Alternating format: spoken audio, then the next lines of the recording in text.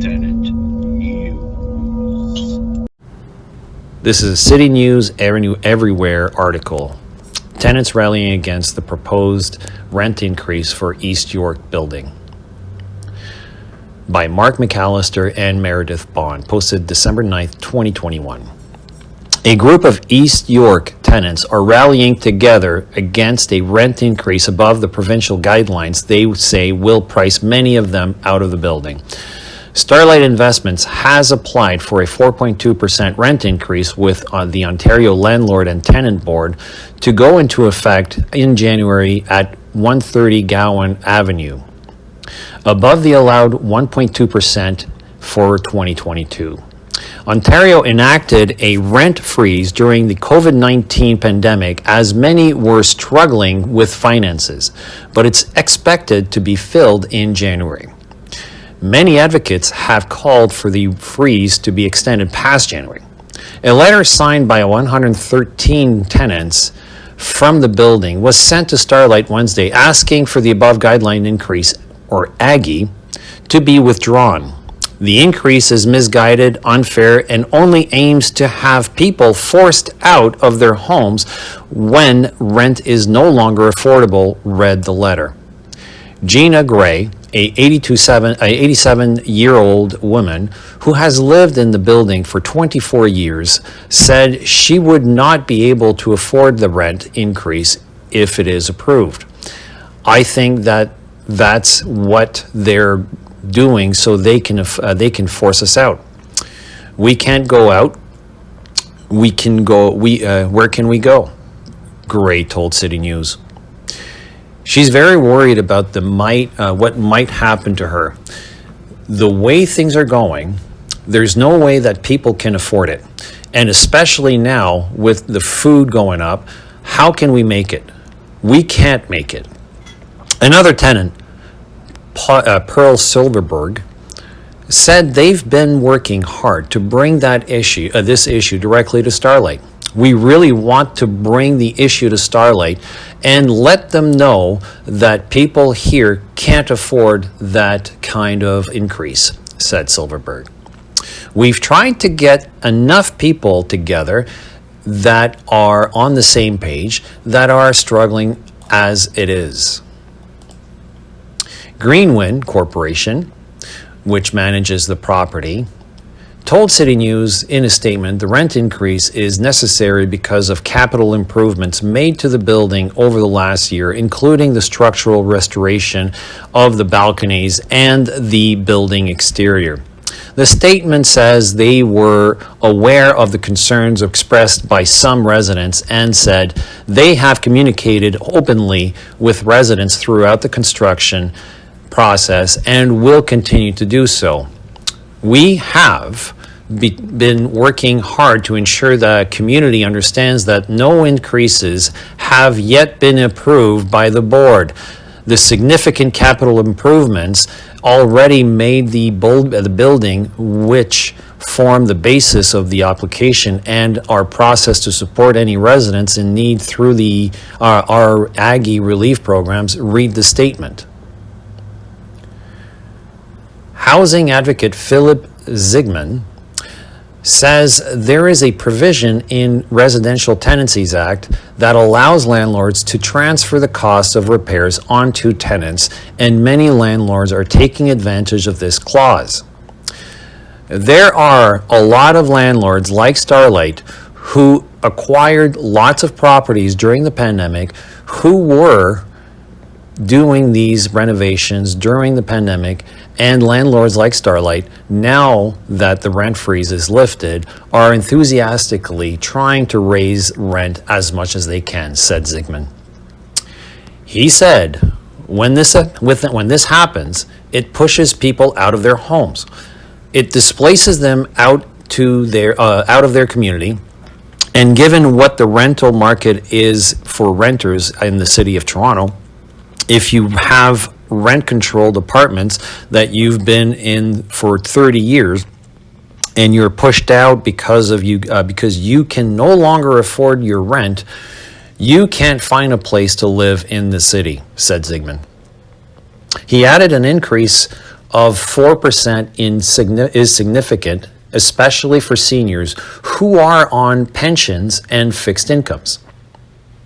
People already struggle with the economic hardships of COVID-19. We see food costs going up, and now their landlord, which is a huge corporation, which is making tons of money, they're asking them to pay quite a bit more in rent, said Zygmunt.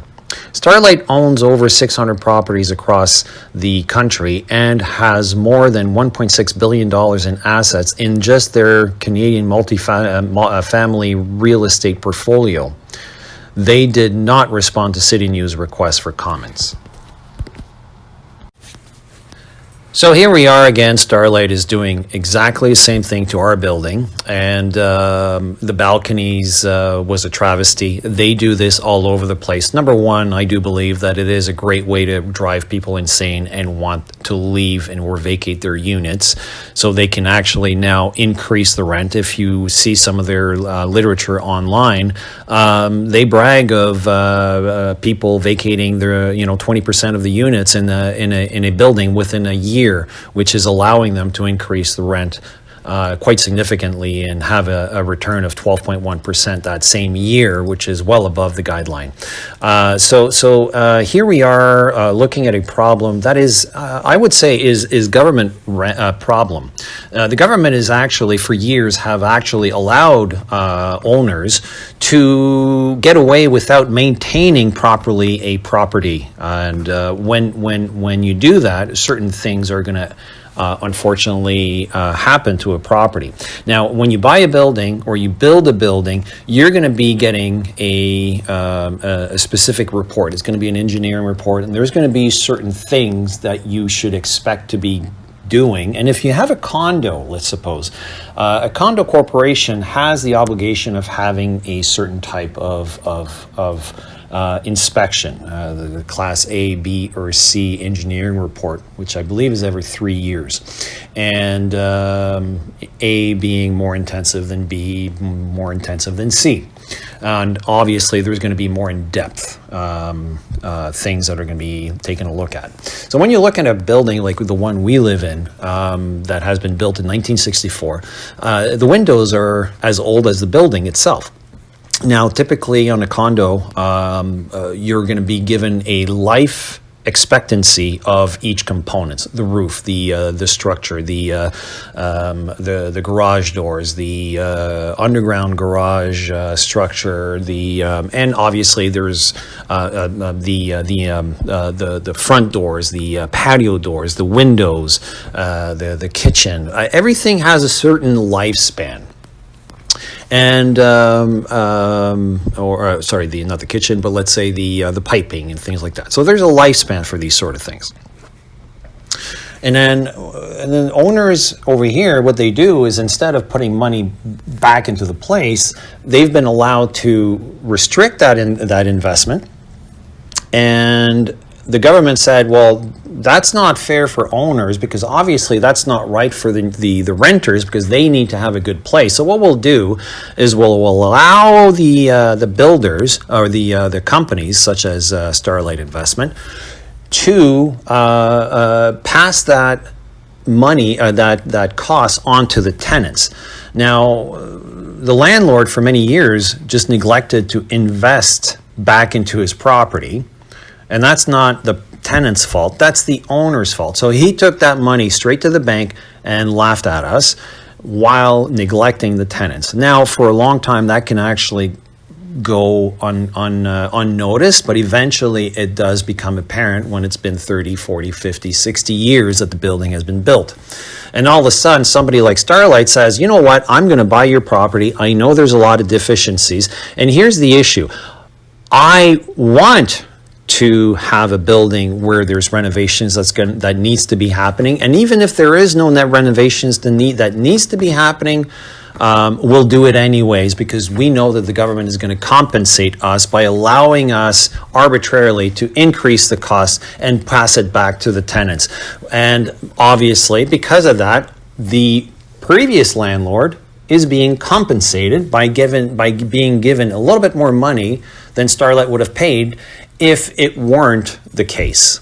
So now the government of Ontario is saying not only that is fine, but we will compensate, or actually the tenants will compensate and reward the bad behavior on both sides.